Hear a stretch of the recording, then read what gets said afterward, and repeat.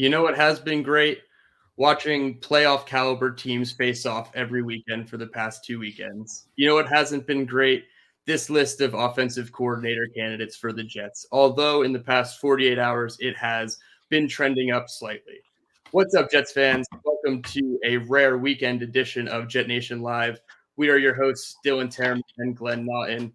Thank you for tuning in to episode 20 of our show. I know it's right before kickoff of the divisional games. So thank you for tuning in before those games kick off. Glenn, how we doing this weekend? Doing all right. Things were a little hectic for me the last couple days. The last week or so. Couldn't join you guys last week, and then obviously we had a pushback Thursday night, which was a shame. But we're here and plenty to talk about. I'm kind of glad we did because now we get an experienced coordinator to talk about, which we wouldn't have had before. And just the whole situation is confusing. So we'll have some stuff to talk about. Yeah, certainly confusing when you look at all the now 8 names that have been thrown into the ring for the Jets offensive coordinator position in somewhat chronological order of how they were reported. Kevin Patullo, pass game coordinator for the Philadelphia Eagles. Marcus Brady, former OC of the Colts, now offensive consultant for the Eagles. Nick Caley, tight end coach for the New England Patriots. Nathaniel Hackett, former head coach of the Denver Broncos. Brian Johnson, quarterback coach of the Philadelphia Eagles. Notice that will be the third Philadelphia coach in this cycle. Chad O'Shea, pass game coordinator / wide receivers coach for the Miami Dolphins. And the newest name added just a couple hours ago, Clint Kubiak, son of Gary Kubiak, pass game coordinator / quarterbacks coach for the Denver Broncos. One name that I will add that was taken out of the pool was Darrell Bevell, fan favorite. Definite fan favorite, Darrell Bevell, the quarterback's coach of Miami. He declined the interviews and said he will be going back to Miami for next season. So of those list of names, Glenn, we'll just jump right into it. Are there any of them that stick out to you more so than the other ones?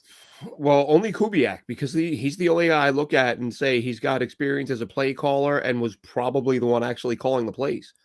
A lot of guys no play calling experience. Some guys with a year or two, but they were sort of in their first years as coordinators under an offensive head coach. So it's like in those situations, I'm always like, who's really calling the plays when you have when you're working for Frank Reich, who's a former quarterback and a former offensive coordinator, and you're learning on the job. How much of it is you? And it's tough. People will say like, oh, it's the coach said himself that the guy is calling the. Of course, he's going to say the guy is calling the plays. He's not gonna admit to the world that I have this guy in a position that I don't believe he's capable of filling. And not even to get into names because people have their favorites, and I love this guy and I hate that guy. But I remember there was a hot candidate a couple of years ago, and it was a guy that I was like, oh, I'm not so sure he's calling plays. And people are sending me these quotes. Look, here's the coach. He says he's calling the plays and blah blah blah. So I said, okay. And that following Sunday or a week or two later, that team was on, and I flipped on the TV to take a look at what I was seeing. And on multiple occasions, I see the offensive coordinator who calls the plays, like talking to the players while the head coach has a headset on and the play sheet in front of his face covering his mouth while he's very clearly calling the plays. Yep. And I'm like, I don't care what this guy is saying when he's in front of a microphone. I can see with my eyes that he's calling the plays. And there were still people, no. I heard him in an interview, and he said that coordinator is one of the best in the business, and he's calling all the... Okay, you believe what you want to believe, but I'm telling you, like, I'm watching the guy literally call the plays. Yeah, it's really unfortunate when you can see it with your own eyes and you're being told something completely different by the folks that claim that they're smarter. So I kind of fall into that same thought process with all these guys. I just want a guy who has called plays at some NFL level, whether it was a couple games, a season, 2 seasons, and it seems like we're missing the mark even at that point. Like we have guys that are just completely green to calling plays or will be their first time calling plays for the Jets. And I feel like if we're going to follow that mold, why not? I understand I am becoming a truther / defender of Mike LaFleur at this point with my take, but you might as well have just kept him for the 3rd year and figured it out instead of hoping that it's figured out with the new guy. And if it doesn't work, he's probably out of a job anyway. So it's really a tough position. I obviously have some names that I prefer over others, and they're all guys that fall into this first-time play caller category. I think Brian Johnson has done a good job in Philadelphia. Obviously, it's easy to just look at the best, hottest team in the NFL and say, let's pluck from their coaching staff. But it also ties back to Joe Douglas and his ties in Philadelphia. Obviously, he's pulling from the Reich tree in Indianapolis as well. And a name that was floated out in the chat that I did forget to mention, it's an interview, but it hasn't happened yet. Joe Brady, quarterbacks coach for the Buffalo Bills. Again, another guy who limited play calling experience. And when he did have play calling experience, it didn't go over so well in Carolina. I still am of the mind that he learned a thing or two in Buffalo as opposed to Carolina. And he's now practicing red zone drills in offense. And he's doing all the things that a better OC could do. So maybe his name is at the top of the list. But again, you're going back to these young guys where you probably still need to hire a senior offensive assistant. And that makes it that much tougher too, because now you're hiring two guys that need to gel together. So in your mind, are there any candidates? I know obviously Frank Reich has been floated out there, but other than Kubiak, like Nathaniel Hackett, does he come to mind? I know you have thoughts about his father, Paul, and I'm, again, very young, and I'll use my age as a luxury as a Jets fan to say I was not around for the Paul Hackett days on the 3rd and 10 draws up the middle. So any of your thoughts on Nathaniel Hackett? Listen, I understand it's a weird thing. Any Jets fan who lived through the Paul Hackett era, I can't blame them for cringing when they hear that name. I know I still do. It's really tough to judge him. I didn't watch a lot of Denver this year, honestly, but when the Jets were getting ready to play them, I watched a couple of their games. I watched a lot of what analysts were saying about Russell Wilson, and I'm looking at it, and I am seeing guys. I mean, the weird thing about the Russell Wilson thing is he literally had guys wide open right in front of him. Mm-hmm. Like, these weren't guys like he's missing a guy in a corner because he's looking that way. These are guys in the middle of the field, wide open, waving their arms, and Russell Wilson not seeing them. So how much of it was on Russell Wilson and how much of it was on Nathaniel Hackett, I really don't know. And it does make me cringe to think of bringing that guy's kid in. But I can't say I would hate it. I mean, I would have to give him a chance, basically. It would scare the hell out of me, but he's probably the most experienced guy of the group. Again, Kubiak called plays for a year in Minnesota. Had solid results, 14th in points, 16th in yards, but he also had a senior offensive assistant that he worked with. So how much input was there? But those are the guys that jump out. Reich is, as someone said to me the other day, the situation in Indianapolis went south in a hurry with some of the decisions he made. So, how much of it is him? How much of it is him, and how much of it is, when he was in Philly, he had Doug Peterson, right? So this is the thing when you get these guys. I felt the same way when Rex was here, and when people would talk about any of his coordinators. I'm like, if Rex isn't calling the plays, he's 100% changing the plays if he doesn't like the calls he's hearing. Has veto power, yep. I mean, Rex was, Rex famously blew that situation in Green Bay with the timeout because he was listening to the defensive channel while the offense was on the field. So Rex was all about the defense, and we know that. Mm-hmm. So yeah, these guys have the title, but when you have these experienced head coaches who are very experienced on one side of the ball, we don't know when they're interjecting and when they're not. Some guys, maybe they're not at all, but we just don't know. So what we do know is that the Jets are interviewing a bunch of guys who have never even had the title. And you can say that, this guy is doing this and this guy's doing, like you said, the hot guy of the moment. I remember when Todd Bowles came in and we were like, oh, they just scooped up this mastermind defensive genius from Arizona, and we're just going to shut everybody down. And the other option at that time was Dan Quinn. Oh, either one of these guys, these great coaches, which Quinn obviously had more success. But he's famous for the biggest meltdown in the history of the NFL. And Todd Bowles' defense was terrible. He had stacked D line and couldn't get to the quarterback. So I honestly can't believe. Again, a lot of this has to do with where the Jets are right now.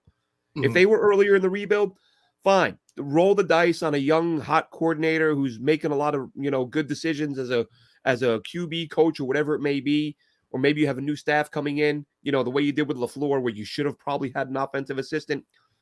But I can't believe that we're seeing a head coach and a GM in the situation these guys are in, even entertaining the thought of letting someone call plays for the first time in their life. What if you bring that guy in and you can see right away he's not good? Yep. What do you're stuck. Like, okay, well, this is it. He's our guy. It's not even like you have an offensive head coach who can say, all right, I'm going to step in. You don't even have that. So this is crazy to me. When they fired LaFleur, like, I thought, like, there is zero chance they hire another LaFleur. You're not going to go with a guy who has no experience. And to your point with LaFleur, I agree 100%. Like, You can say all you want about Mike LaFleur and his red zone play calls, but he would now be entering year 3. He would be the guy, like he's a couple years ahead of the guy you would be bringing in because he's had some success, but he's had some mistakes that he can learn from. So who's to say he wasn't going to spend this offseason saying, I'm going to watch every red zone call I made 50 times and figure out what I got wrong. And like that's going to be the area where I need to improve. Because between the 20s, he was fine. Well, he wasn't perfect, but his quarterbacks, other than Zach Wilson, had really good results. Mm-hmm. So maybe, guys get better, they grow, they improve. And maybe Mike LaFleur, I would rather have Mike LaFleur heading into year 3 than brand new guy who might not be good at anything. And that's not to say they won't bring in a new guy who doesn't blow the doors off and have a fantastic offense from day one. I'm just saying I can't believe they would leave open the possibility of handing it over to a guy who's never done it and find out he can't, and then they're all fired. Yeah, exactly. And just circling back to Hackett again, somebody mentioned it in the comments there. If he's going to entice Aaron Rodgers to come over, I can understand how that could be a thought process. But I feel like Denver fell for that trap last year, and they thought Aaron Rodgers was going to be on the move last offseason. Instead, he got a big contract from Green Bay. Nathaniel Hackett still left, became the head coach, and then I think they had to pivot to Russell Wilson. I can't confirm or deny that, obviously, but I feel like that is something that could have happened and derailed their whole offensive philosophy. So I think if that's the thought process, you try to entertain that. But what happens if we get Hackett and Rodgers doesn't leave Green Bay? Can we run Nathaniel Hackett and Jordan Love? I don't think that's necessarily the pairing that has been, lauded by, all these experts as a good pairing. So, yeah, I think you're just ending up in a spot where, like you said, LaFleur was going into year 3. So if you're going to take somebody with experience, he better have probably 2 years of experience calling plays, because if not, you're just replacing somebody with a lateral step. And in a year full of stability, and we'll rank some of these OC, where the Jets rank in OC openings compared to the league in just a second. But when you don't have that much stability in your front office and ownership certainly doesn't agree with everything that's been going on, clearly, it makes it tough to get a Frank Reich or even a Nathaniel Hackett who has been around the league and has seen situations. Now, Frank Reich is entertaining head coaching options. Only the Arizona Cardinals and the Carolina Panthers so far have reached out and interviewed him. So not really the greatest openings, but if he wants to be a head coach, he could surely take those. Now, we can flip into this rankings. I'm trying to pull up a list of all the openings, head coach / OC. And I want to see where the Jets rank amongst them, because I think it's kind of middle of the pack. Some people really think it's the best job out there, and some people think it's the worst job out there. I'm kind of in the middle. I tend to think teams like Los Angeles are a better spot for an OC. I'm trying to pull up the list now, but just off the top of your head, do you think they're somewhere in the middle or near the top or bottom of this ranking? Well, I'd honestly have to look at their cap situation. I remember hearing not long ago that they were going to have an exodus of talent because of the players that they're not going to be able to retain. And I think Aaron Donald, didn't he like change his like Twitter profile the other day? It read former NFL player, but then he changed it back, so I don't make jockeying for money. I don't know. But yeah, without really knowing who's going to be there and who, I feel like the uncertainty of who's going to be there and who's not makes them a little less appealing. If they're going to lose as much talent as people are saying. I forget exactly what their cap situation is, but it's not good, and they're going to have to. And I think they've kind of moved enough money around. It's going to be hard to keep doing. Yeah, I'm just pulling it up right now live. So, of course, it's going to take me a minute. I don't see where they're at, but clearly they're not at the top if I have to load the rest of the page to find their salary cap. So I'll continue to pull it up. But, yeah, I look at this OC job, and I don't think it's the worst. I don't think it's the best. You have, obviously, key pieces in place. Obviously, Elijah Moore, you would think, is sticking around if after what Zach Rosenblatt put out for The Athletic, him and his rift with Mike LaFleur, you would assume that they chose Elijah Moore over Mike LaFleur in that situation. So you'd hope that Elijah Moore is a little bit satiated. His father did tweet out that they are going to find him his Jalen Hurts last night. So fans, that's what I mean. Do you want a guy in the locker room whose dad is going to social media to trash your quarterback, whether he's your starter or not? Zach's still on the team. Exactly. And if the plan is to keep Zach around and your dad's going on social media to rip him, I don't know how the Jets are going to feel about that. Like, do you want that guy in your locker room? Exactly. And of the three main, protagonists of that article, it was Elijah Moore, Zach Wilson, and Mike LaFleur. And there's a reasonable case to be made that none of them are on the opening day roster for 2023. I think Zach Wilson, just based off his contract, should be and probably will be from the developmental process. But if they move on from Elijah Moore, especially in a trade for one of these quarterbacks, I mean, who knows what could happen? I feel like he could not like the OC and just request another trade in the offseason again. So it's just going to be a really, crappy situation if they end up with none of those guys on the roster, starting over again on offense, learning a whole new system, a system that got 1,100 yards out of Garrett Wilson when everybody on the field knew the ball was going to Garrett Wilson. So I feel like some things had to have worked for LaFleur to, possibly keep his job, but it is Right. what it is. We can move on until there's actually concrete, movement, maybe a phase 2 where some candidates are phased out of the opening for the OC job, and It looks like the Rams are projected to be 15 million over at the moment, which isn't horrible by today's no, standards. they can You can work move that around that. around, but yeah, it's not an enviable spot to be in if you're the Rams. Yeah, and how much does Stafford have left? Obviously Exactly. you'd rather have him than nobody, which is what the Jets have right now. But I think I wonder if the Jets are. I mean, obviously, if they're going to make a play for Carr, that's going to happen soon. But if you just let the oncoming guy know, we're going to do everything we can to get Carr. If that fails, you're going to be a big part of finding out who comes in next. And, you're going to have huge input. And to me, what makes the Jets spot so attractive is the defense. Like Certainly. you tell the guy, like you're going to have Breece Hall, AVT's back. You might have Elijah Moore. You're going to have Garrett Wilson. We just need to get us 17 to 21 points a game, and we'll probably get to the playoffs. Like, we're not asking you to light up the scoreboard and put up 30 every week. But go through the Jets game logs last year. You see all these games where, the opponent's scoring 13 points, 16 points, 10 points, and they're losing. So that, to me, like, especially if you're a young coordinator, you should be like, that gives me a little wiggle room. Like, if I have a bad week and we only put up 17, we still might win. Right. And if we do that early in the year, fine, and we get better as we go, great. So I think not having to be perfect early on, or really throughout the season, just being able to deal with some hiccups better than other teams who don't have the same, tandem at cornerback that the Jets have, the same defense the Jets have. Yeah, certainly. I think, not to say that this should be an option, but if they were to run it back with a more durable version of Mike White in 2023, I think the results would be similar. Obviously, you would expect growth and probably 10 wins out of this team moving forward, but if you could have steady quarterback play, I feel like this team could easily be a 7 to 8 win team floor moving forward for at least the next couple of years because of the contract situations with a lot of these rookies that aren't getting paid a lot of money that are supposed to be putting on for their team, like Sauce Gardner, Garrett Wilson. Like, these guys are the face of the franchise, and they're actually making it work. So I don't think they are a quarterback away, but it doesn't have to be a superstar necessarily. But right. Unfortunately for the situation, they need a superstar. And for today, we're doing the great quarterback debate. We're taking probably two of the hottest names on Twitter. Glenn is taking he's in the corner of Derek Carr, former Las Vegas Raider quarterback, and I am in the corner of Lamar Jackson. Future former Las Vegas Raider. Yeah, it's very weird how they both say goodbye, but they're still together technically. And I have current, Baltimore Ravens quarterback. There is a 200% chance that nobody has any idea what is going on there for now. And I'm going to let you go first. I have both pros and cons. I know this is supposed to be more versus each other, but I have such a hard time saying no to any of the top 5 quarterbacks that I'm willing to be sold on Derek Carr. So I will let you go first before I rebuttal.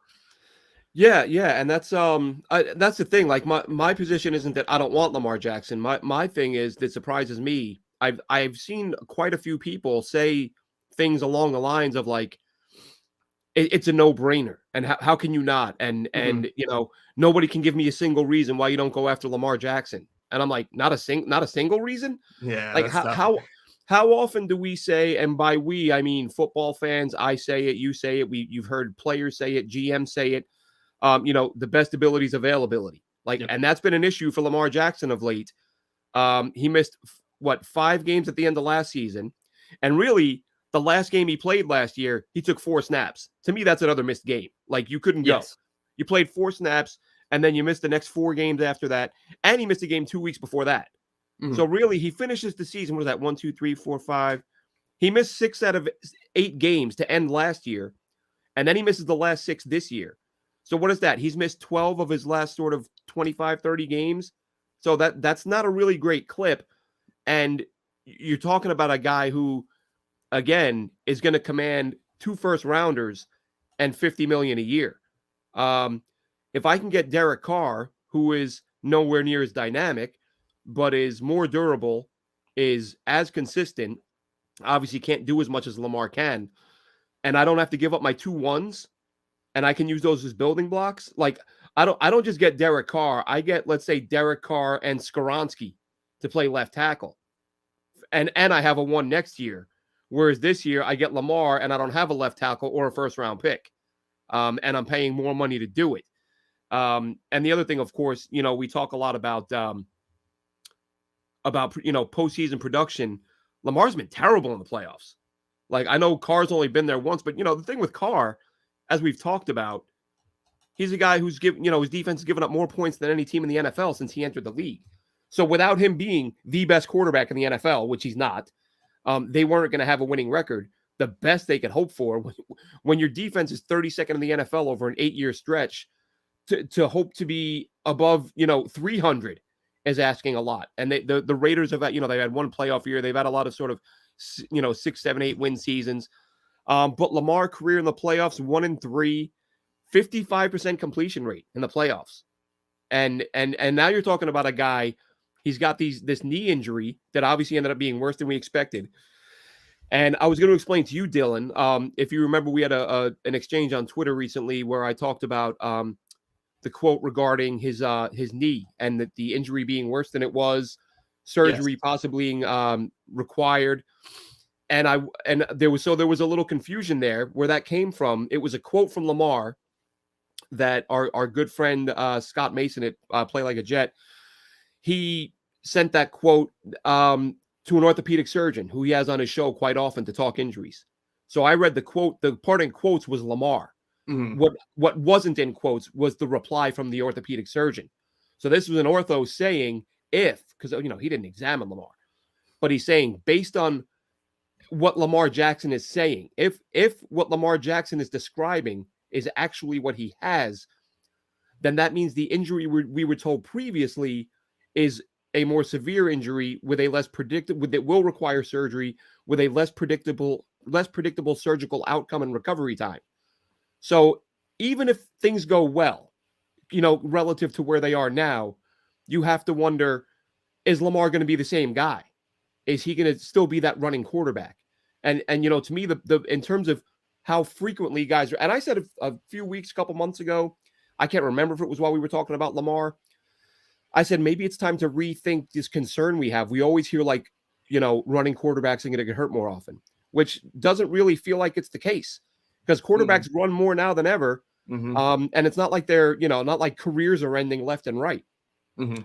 However, when you look at the cumulative effect of these hits, and the only really comparable guy we have from this era is Cam Newton. And if you look at Cam, obviously a much bigger, stronger dude than Lamar Jackson. Yep. If you look at Cam Newton's career production, and from the year he won that MVP, he threw 35 touchdowns that year, and then just downward spiral. I think he may have thrown 20 one more time in his career. So seeing the way Lamar Jackson's production slipped this year, I don't think he threw more than 1 touchdown in a game over his final 7 or 8 games. So what you have is a guy coming off of an injury, has missed significant time 2 years in a row. Statistically, his worst season this year, and I'm going to give up 2 first rounders and $50 million a year for that. Whereas I could have a guy who's less dynamic but more durable, very consistent, has won on some bad teams, and I get to keep my 2 ones. I get Peter Skoronski with him. That to me, that makes it a no-brainer to me. Versus, suppose you get Lamar, you don't get Skoronski. Week 10, Lamar's knee starts barking again, and now you're back to Mike White from week 11 forward.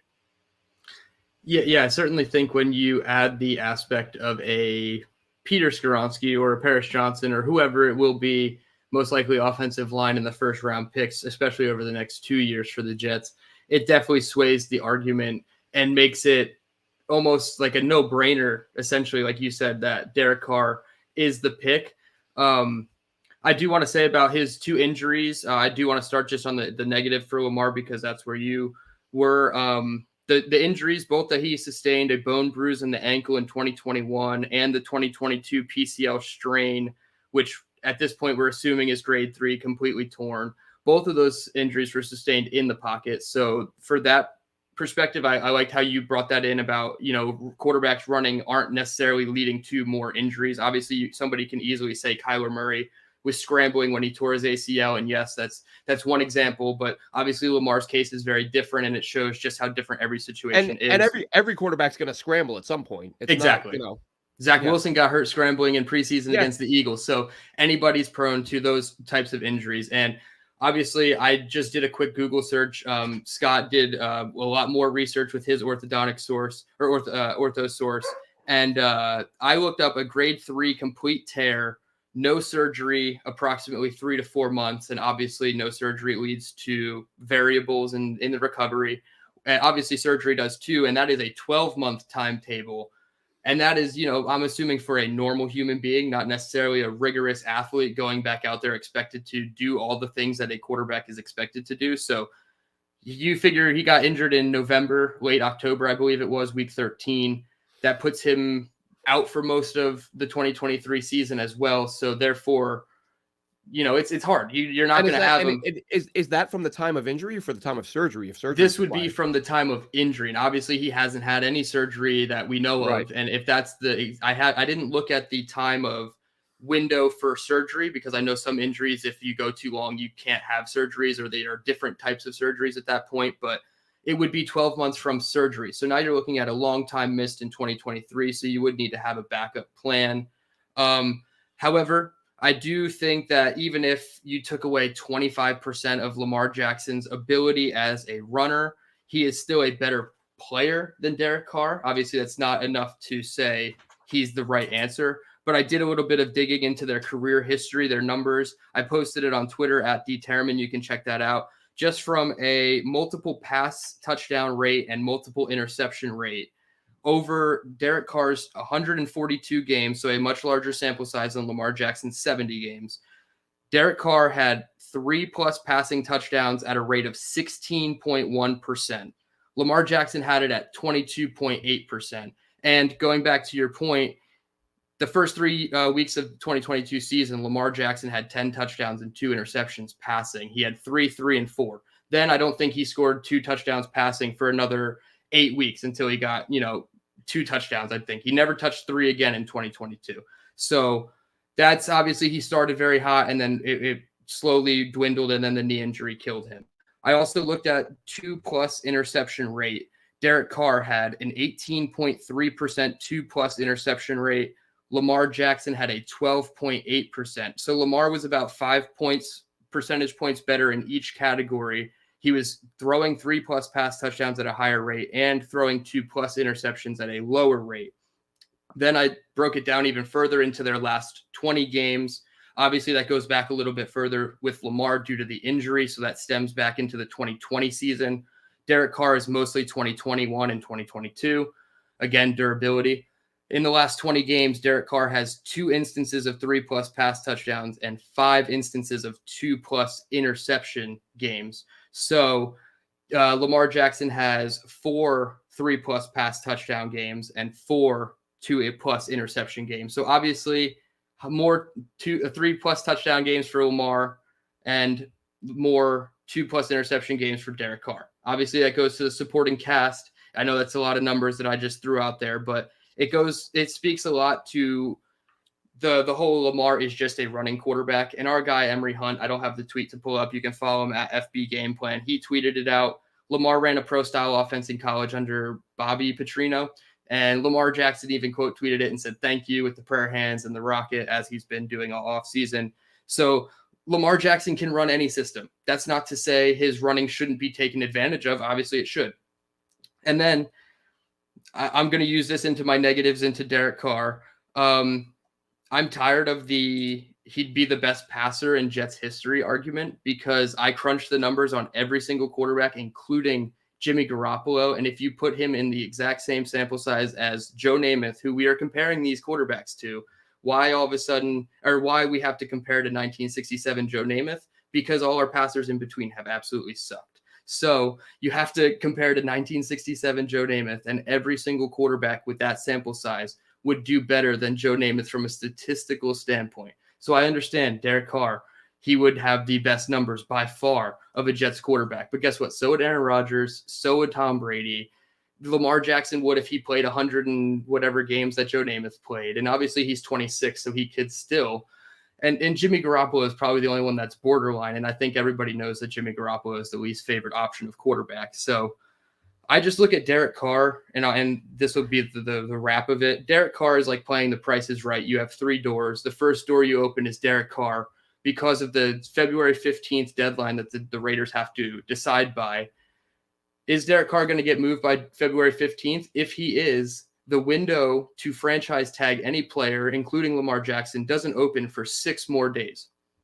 The Jets would have to open and accept door number 1 on The Price is Right 6 days before knowing the fate of Lamar Jackson. Some people are willing to wait. Some people aren't. I understand if the Jets aren't, because they're in a situation where they're kind of scrambling. They're scouring, Middle Earth to find a quarterback. Jeremy Fowler put out a report that they could even be in on Aaron Rodgers. So just all these moving parts, Derek Carr being the first domino that has to fall, I think that makes it probably more of a case that he is the next Jets quarterback, and I'm okay with it. I won't be, running through the streets happy about it, but I certainly will be happy that we can finally plan on getting over this playoff hump. I will say, though, when you look at Derek Carr's 19 averaged turnovers per season, it makes me really weary that that's a lot of turnovers that people aren't going to stand for despite the upside of him. And I'm going back and reviewing his 2021 games. I started with Kansas City, and I like a lot of the things I see. I don't like some of the things I see, and I can see some pocket issues that I'm not really happy with, but his anticipation on a couple throws, and he had a nice touchdown pass to Renfro that I really liked. So it's a mixed bag, certainly with Derek Carr, but I feel like that's what you're going to get with every quarterback at this stage when you're this desperate, throwing this many picks and money at the quarterback. So I can see it either way. I would love Lamar. Lamar is the type I would run through the streets happy for, because we have a former MVP and the window is open longer and more. I feel like you're a more bigger contender with Lamar, but I can see it either way. I think the $230 million for Lamar is really tough to swallow, because a lot of that comes out of Woody Johnson's pocket. Any guarantees come out of owners' pockets. They don't come out of the salary cap or anything like that. Coaches, they come out of the owner's pocket. So a lot of this is on Woody Johnson, essentially, to, put his what's on the table and go all in. Well, guarantees count against the cap. It's just they get prorated over the life of the contract. So right. It's not like it's not a $230 million hit right away, but it's still going to be a $30-40 million a year. It's a huge check that Woody Johnson up front does have to cut. I don't know the exact portion of it, but it's going to be a large millions, probably 100-something million in guarantees to Lamar right away. Whatever's at signing, any of that, I'm sure that all comes out of Woody. Most of it should. So it's a lot on Woody Johnson's shoulders to, like I said, put his what's on the table, put his chips in, and go all in on any quarterback, because that's what we need. We're starving for it. We're dying for it. Our players want it. I think our players want certain quarterbacks over others, and I think Derek Carr's family wants the Jets. I think on Twitter they clearly want the Jets. They're tweeting and retweeting anything about the Jets and Derek Carr in association. So take that with however many grains of salt you want. But I think that there's enough evidence in place that Derek Carr could be the next Jets quarterback.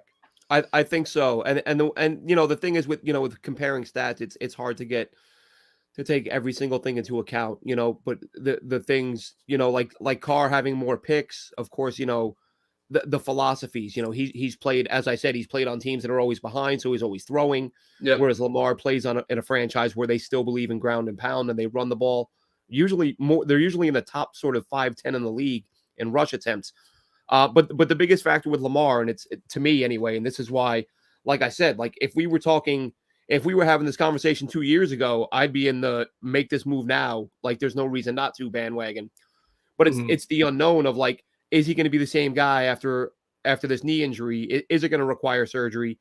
Is he going to be the same quarterback? Because one of the things that makes him so dangerous, obviously, is teams have to respect the fact what he can do on the ground, so that affects what they can do in coverage. Right. Obviously, you don't have to worry about that with Carr, because he's not, while I think he runs better than people realize, he's obviously nowhere near what Lamar can do. So Lamar is that dual threat guy. And that's something I was talking to someone about this the other day. And I said, we have no idea what Lamar looks like if he says, you know what, I'm still going to run the ball, but I'm not doing it. It's going to be a last resort. It's going to be, I'm not going to run more than 5-6 times a game, whatever it may be. We may be getting a player we've not seen before, which is a limited mobility Lamar Jackson. So listen, if they get either one of them, I'll be happy. I would just be a little bit happier with Carr and Skoronski. And listen, I realize that since I'm saying all this, though, it'll be Carr and he'll get injured in training camp and out for the season. Everyone will be a Glenn, you idiot. You said that he was the durable guy, and that's just kind of the way things go. But yeah, Carr's durability and the being able to get him without giving up multiple ones. Can you see a scenario where he accepts a trade anywhere? Like, imagine being in a position where you are a highly sought after commodity and multiple people want to employ you, and you already have a contract in place, but you can just leave, walk out the door, and potentially get a much larger one. Like, I can't unless he just has, which it doesn't seem like it, but unless he has like a ton of respect for the Raiders and feels like, I don't want to screw you guys, get some picks for me. Maybe there will be more teams interested than what we're hearing, but we're hearing Washington, Carolina, the Jets, and there's one other team. Commanders? Oh, you said that. Yeah. There's another team. Yeah, but Saints? Anyway, somebody. Maybe it was the Saints. Whoever it was, I looked at them and thought, those teams aren't, they're not further along than the Jets and, smaller markets and stuff like that. The only thing that worries me, and I've talked about this before, I'm not going to let the weather be a reason not to get him, but I wonder if he wants to be in the warm weather. And right. I wonder if he's like, you know what, Carolina's warmer than New York. It may be Miami sticking with Tua. I don't know. Tampa Bay might have an opening Tampa Bay is going to have an opening at quarterback. Maybe he says, I want to go play in the sunshine in Tampa. And all this is a moot point. And if that happens, and if Lamar stays in Baltimore and Carr goes to Tampa, then we're looking at Gardner Minshew. Oh, gosh. Let's not get down that path yet. I think, like you said, you alluded it to, if he does have suitors that are willing to trade for Derek Carr, that likely means that they will also have people that are willing to pay him more than his current contract amount is allotted for, which means that he would rather just be traded at that point. And to your point, I really don't think he cares much for the Raiders organization, especially how they did him. And that weird video that David Carr came out with about we have some things to talk about, but we're not going to talk about them yet. I truly just feel like that's going to be a total we don't like Josh McDaniel, we're going to throw him under the bus podcast. And if he becomes the Jets quarterback, I certainly will be listening to that podcast. But yeah, I just go back to it. If he has suitors, he's not going to want to take the $40.4 million guaranteed to him. If somebody's going to offer him 45, somebody's going to offer him 47. Yeah. Exactly. Why? And then, like you said, I don't think the price tag is going to be very high. Maybe a third round pick.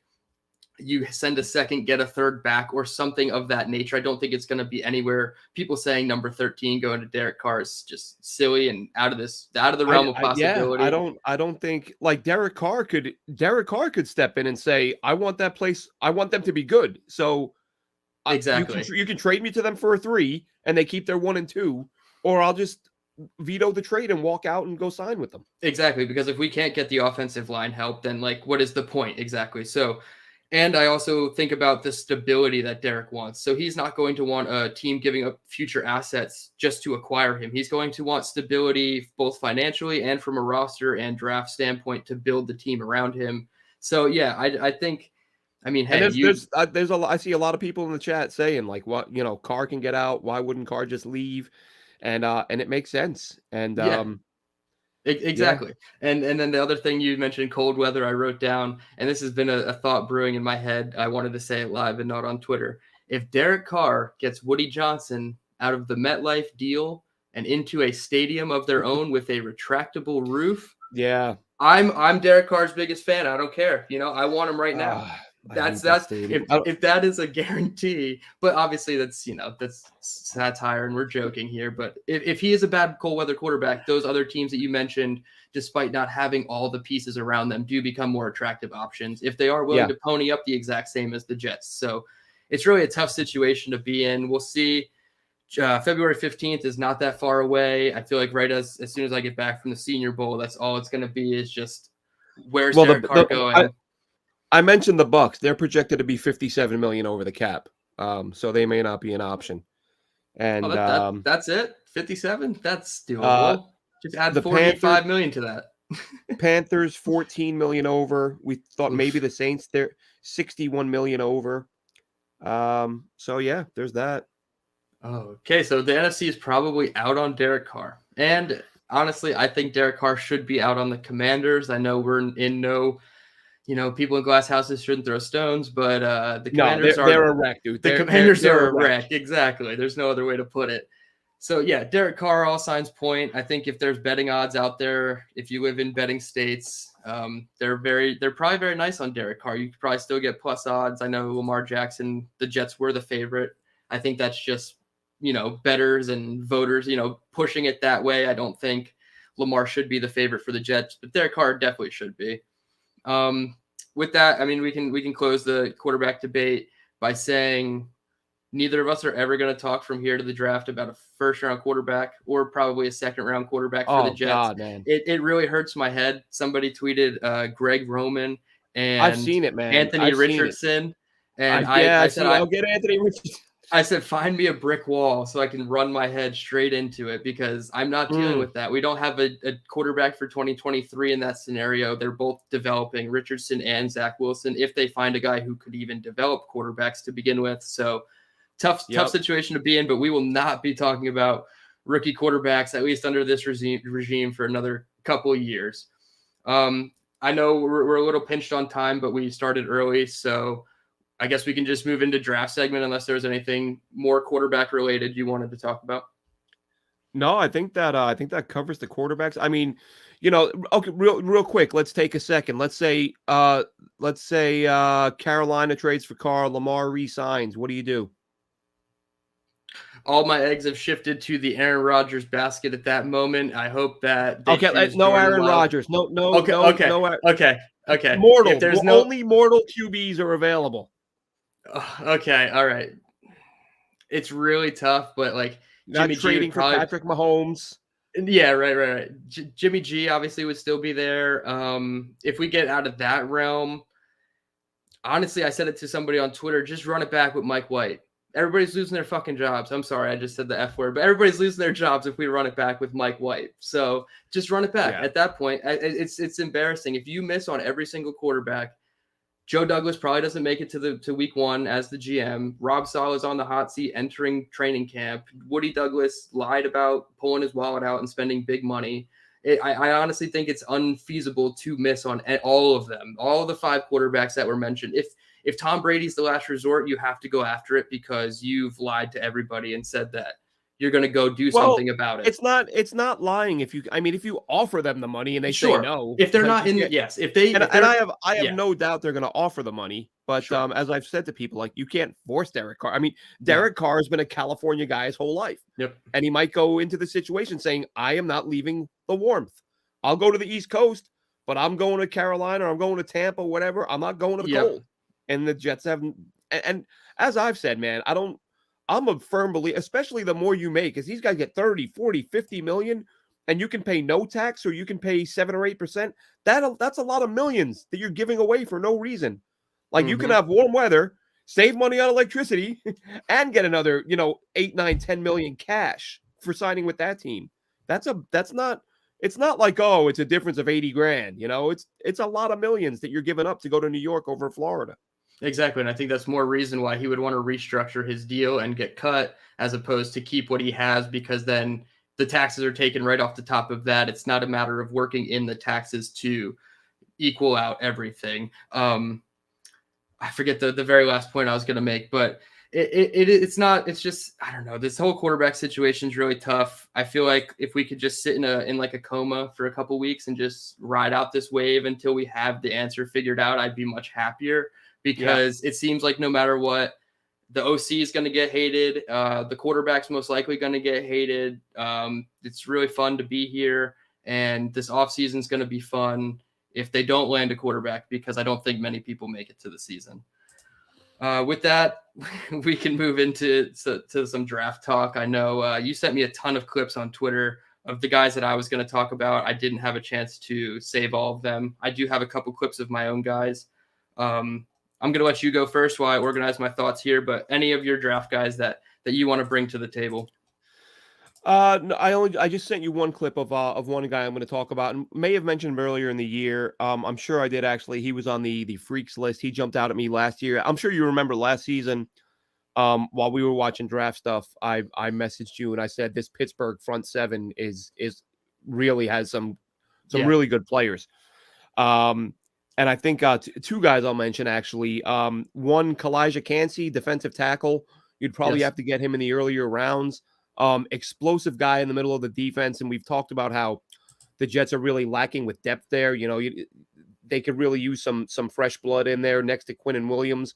And I think Kalijah Cansey is a player. I mean, he could be a first round pick. You know, depending on how he tests. And, you know, if he blows things up during the draft process, he can be a terror on the interior.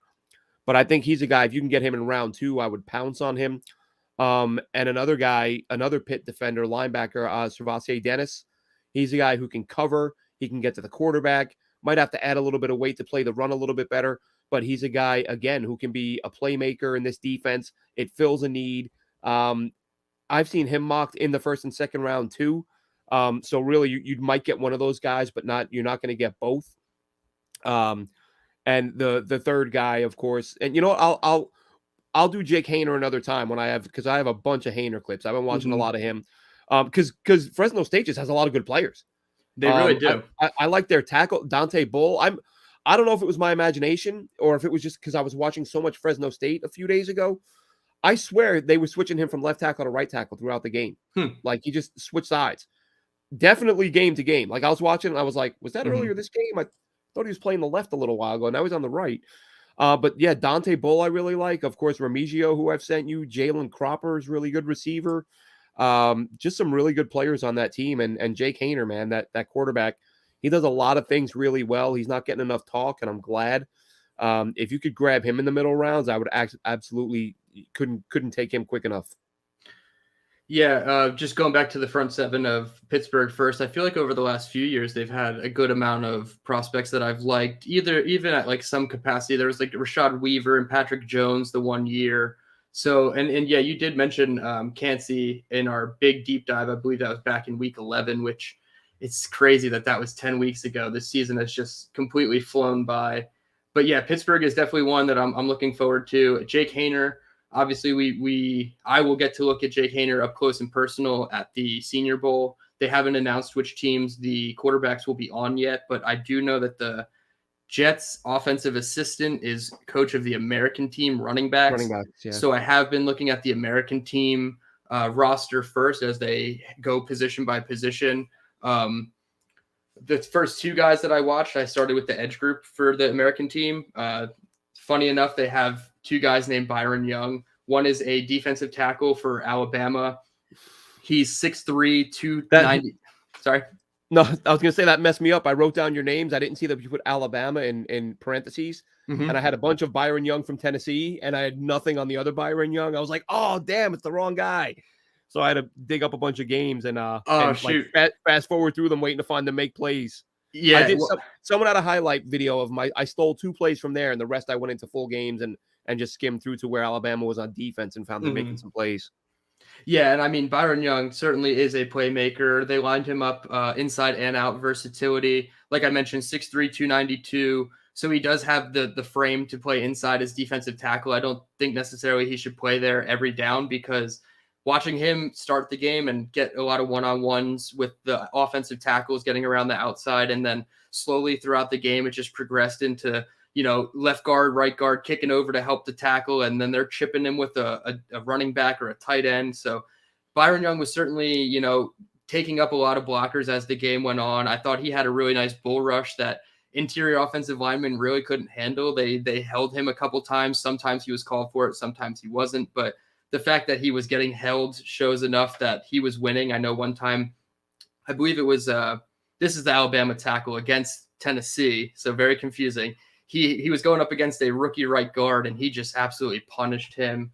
So just, Byron Young is one of those guys. I think he's more of a tweener, and I don't know exactly how the Jets would fit him into their defense, but he's got the pedigree from Alabama. I believe he was only a 3-star prospect, so that's very rare for Alabama.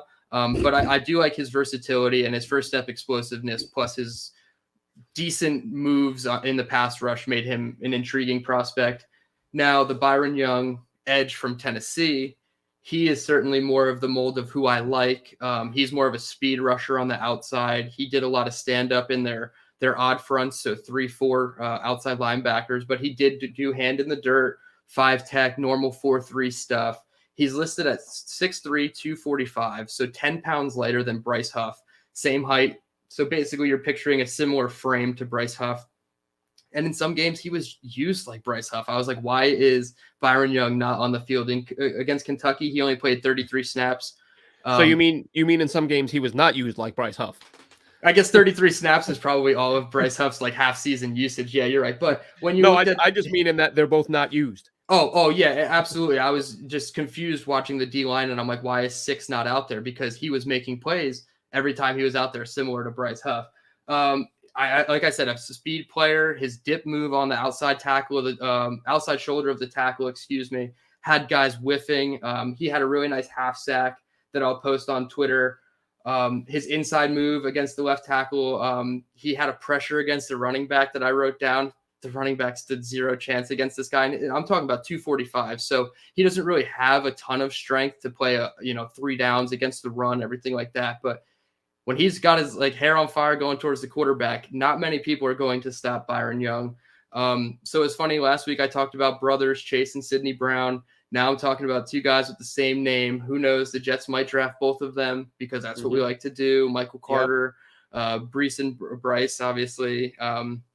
So those were my 2 defensive linemen. And then finishing up from my review of the Illinois defense from 2 weeks ago, since the last time we were on was 2 weeks ago. Devon Witherspoon, cornerback from Illinois. I know he's at the Senior Bowl. He doesn't have a team yet locked into his roster, but man, this guy is special. He's the only cornerback I've watched because the Jets really don't need cornerbacks, let's be honest. But if the Jets did need a cornerback, I think he would literally be my number 1 overall offensive tackles to be the pick at 13. He's just that dude. He talks a lot of trash. His mouthpiece is usually hanging from his face mask, and that's a sure sign that he's talking the trash. He's a great man-to-man corner, great tackler. I posted it on my Twitter. He came across the formation and just leveled the guy in the flat. The running back took a little bit to get up. I didn't know if he was fully hurt or not, so I was kind of iffy about posting a player getting hurt, but Devon Witherspoon just laid the wood on it. So Devon Witherspoon is a guy, he's probably going to go in the top 15. I wouldn't be surprised if he's even gone before the Jets pick at 13. Not saying he's in the discussion at 13 for the Jets, but God, he's one of those players that just boundary slot, press off, it doesn't matter, zone, man, he loves man. You sent me the mesh video of him running from the top of the formation down against the mesh, averting 4 total bodies. And I loved that the guy he took on that play probably had 50 pounds on him. Absolutely, yeah. That's Thompson, 99 from Virginia Tech, might be the most versatile player in this draft. They use him at running back, tight end, wide receiver, like legitimately, not like line him up there, like he gets the ball in all those spots. Yeah. Really, really an interesting guy. But sorry, go ahead. No. That is interesting that you said that because Witherspoon is only 6 foot 180, so he is surrendering inches and weight Pounds. to a lot of offensive playmakers, especially in the slot if they have a big slot. But yeah, he's definitely the type of guy that I like. Smooth back pedal, click close, everything. Ronnie Bell gave him some fits, but he did have some moments back on Ronnie Bell, the wide receiver from Michigan. I hope that they're on the same team in Senior Bowl as opposed to the separate teams because I want to see one-on-one in practice more so than the 8 times they'll line up against each other in the game. So I'm really excited to see Devon Witherspoon go up against some of these really intriguing wide receivers at the Senior Bowl. Yeah, I'm looking forward to it. I was hoping to get out there this year, got the credentials, but I'm not going to be able to make it. One downside to being in the UK, it's not always convenient to pop out there. So have a great time, and that should be a lot of good players to watch. And the East-West Shrine, man, I keep saying that. Like there's some players I really like who are going to be in the East-West Shrine game, so I'm looking forward to that. It should be a fun process, and hopefully hopefully Douglas makes some moves. And I know you said with Chris Schubert, you didn't think the Jets were going to use that pick at 13, and I hope you're right. I hope they're using that pick at 18 or 19, Right. and still getting a tackle, because it's a lot more fun when Joe Douglas has 50 million picks to work with. Yeah, exactly. And we've done, the scenarios offline where they don't take a tackle and we explore other options. And I think if they have a tackle there at 13, sure, like if he's the home run guy that you love, but if you're not sold on the guy yet, just move back a couple of picks, acquire a third rounder or fourth rounder even, and just give yourself more leeway on the board to do whatever he wants to do to move up or back. And obviously if it goes towards a quarterback, we will know that it's probably either a Lamar or an Aaron. But any other quarterback than that, I'd probably be mad if they gave up 13 for. So any final thoughts, QB, OC, draft related before we get Actually, out of here? it's somewhat, but yes and no, somewhat draft related. We got about 3 Okay. minutes, and this question was on my mind the other day. We saw this season just how important it is to have depth at that tackle spot. And I think it was pretty obvious that George Fant wasn't himself. Like, he was playing hurt. Even when he came back from his injury, he wasn't the same guy he'd been the previous couple of years. Given those injuries, though, that could bring his price tag down.